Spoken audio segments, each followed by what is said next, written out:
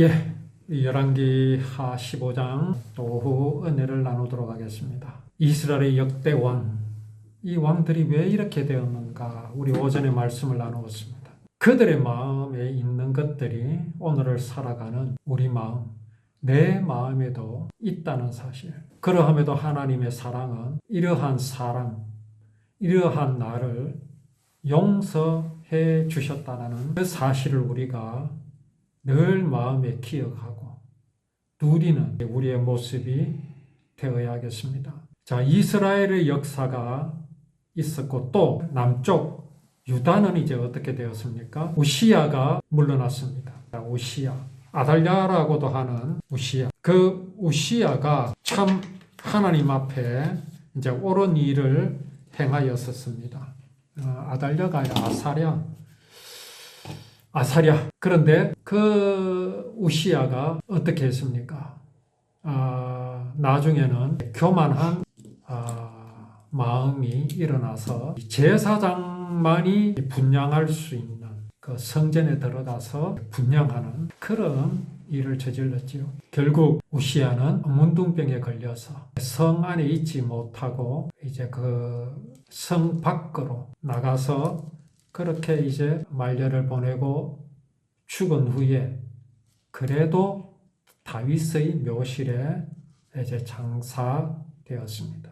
그의 뒤를 이어서 요담이 이제 왕이 되었습니다. 요담. 이 요담은 왕이 되어서 아주 그 아버지의 뒤를 이어서 하나님 앞에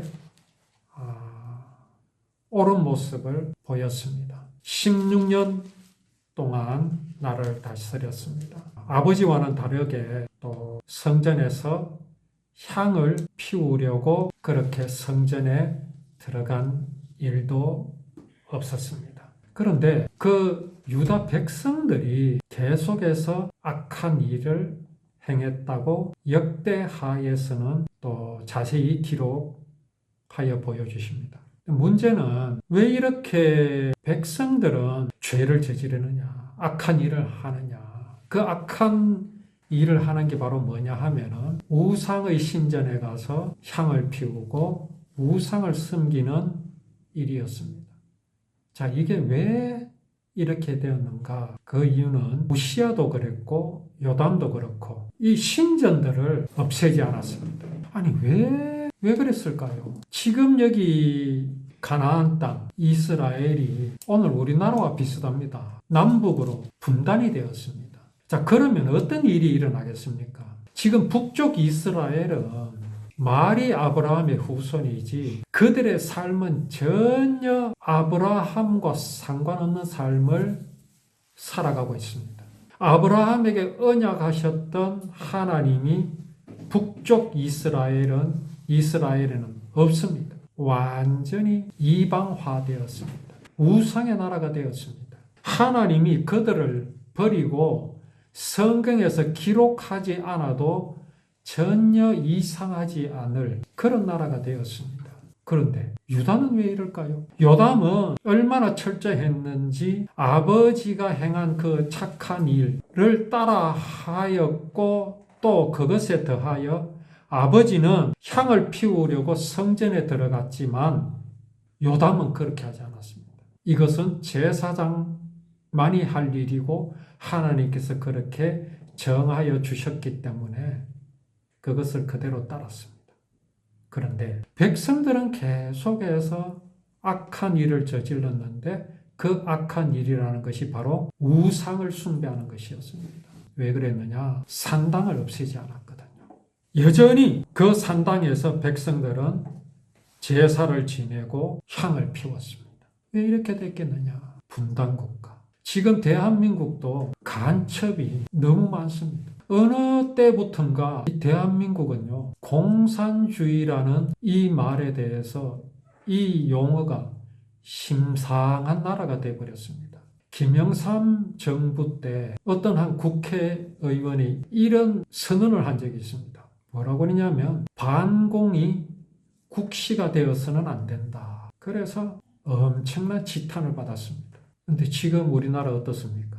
많이 변했죠. 자, 여기 남쪽 유다 왜 이렇게 했습니까? 지금 시대나 그때 시대가 다를 게 없습니다. 하나님의 언약의 영향을 받아야 할 것인데 하나님의 언약의 영향을 받지 않고 누구의 영향을 받고 있겠습니까? 쪽 이스라엘입니다. 요담이 왜 산당을 없애지 못했을까요? 여기 말씀에 나타나잖아요.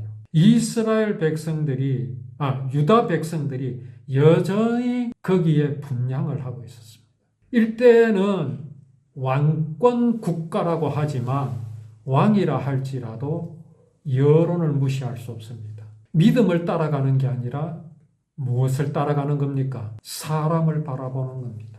그건 무시할 수 없지요. 니는 그렇게 할 수 있느냐? 장담 못합니다. 이게 사람입니다. 이게 사람입니다. 이걸 정당화할 수는 없습니다. 이게 사람이기 때문에 요담이 산당을 없애지 못한 것에 대해서 죄가 없다고 할 수 없습니다. 하나님, 나는 이렇게 약하지 않습니까? 약한 존재이지 않습니까? 그렇기 때문에 하나님 나를 좀 봐주십시오. 아닙니다.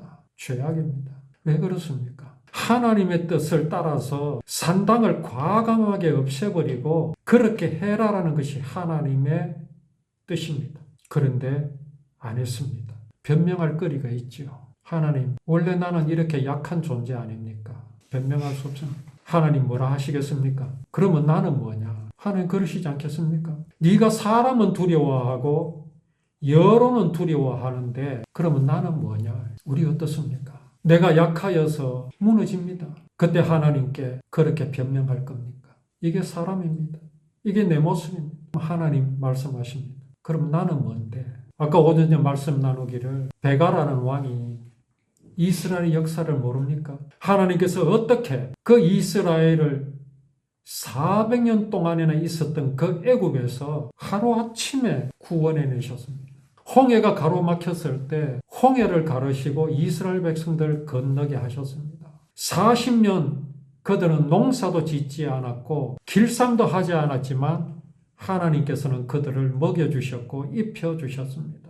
우리는 저 가나안 땅에 들어갈 수 없습니다 라고 정탐꾼이 말했죠. 그들은 기골이 장대하고 우리는 메뚜기에 불과합니다. 그런 가나안을 하나님께서 정복하게 해주셨습니다. 베가가 그거 몰랐습니까? 오늘 요담이 그걸 모르겠습니까? 그런데 그 요담은 자기의 그 많은 백성들이 수많은 여론들이 우상을 섬기고 그것에 분향하고 있으니 그 여론을 두려워한 겁니다. 이 우상은 어디와 다 있습니까? 북쪽 이스라엘과 다 있습니다. 여기 우상 숭배하는 사람들은 어디와 통하겠습니까? 북쪽 이스라엘과 통합니다. 요담은 그걸 이겨내지 못했습니다. 왜요? 하나님만 바라보았다면 그들 가운데 잊혀지지 않고 이어오는 역사를 지식이 아니라 그렇게 역사하신 하나님께서 지금 이 시간에도 이 순간에도 함께 하시는 하나님이신 것을 그가 믿었다면 그 우상을 섬기는 신전을 그냥 두었겠습니까? 당연히 없애버릴 수 있었지요. 우리가 이러한 이스라엘 왕들의 모습이나 이스라엘의 역사 그리고 하나님을 섬긴다고 하는 유다 왕 또 유다의 역사 이것을 보면서 이것이 지금 내 마음 속에서 일어나고 있는 현상임을 알아야 합니다. 이거는 성경의 역사에만 있는 게 아닙니다. 이스라엘에서 일어나는 그 역사, 유다에서 일어나고 있는 이 역사가 지금 내 마음 속에서 일어나고 있습니다. 그러므로서 우리가 이 말씀을 통해서 우리는 어떤 교훈을 얻습니까? 우리가 무엇을 알아야 하겠습니까? 반성입니까? 당연히 맞습니다. 그런데 그 반성이란 게 무엇입니까? 무엇이 되어야 하겠습니까? 겸손입니다. 내 마음을 하나님 앞에서 언제나 낮추어야 합니다. 하나님, 내게 이 요담 왕 같은 이런 마음이 있습니다. 사람을 두려워하고 두려워하여야 할 하나님을 두려워하지 않는 마음이 있습니다. 이스라엘을 지금까지 이끌어 오신 하나님을 믿어야 할 것인데 지금 내 앞에 보이는 이런 이방인을 두려워하고 있습니다. 이것을 하나님 앞에 우리는 언제나 자백할 수 있는 그 이유를 자백해야 될 그 이유를 우리는 오늘 이 열왕기서를 통해서 분명히 우리 마음속에 담아야 합니다. 그럴 때 하나님께서는 우리를 통해서 역사하십니다. 또한 하나님 앞에서나 또 사람 앞에서 그래야 합니다. 내가 저 사람보다 잘난 것 없습니다. 요담이 하나님 보시기에 선한 왕이었지만 그가 이스라엘 왕 베가보다 나을 게 없습니다. 여로보암보다 나을 게 없습니다. 똑같습니다.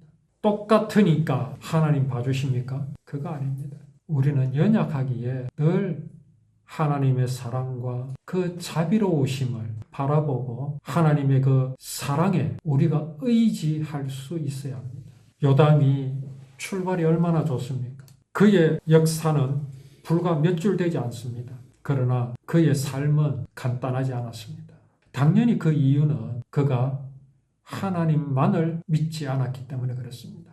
여론에 밀려서 많은 사람이 그렇게 하고 있으니 그들이 섬기는 그 산당을 없애지 못했습니다.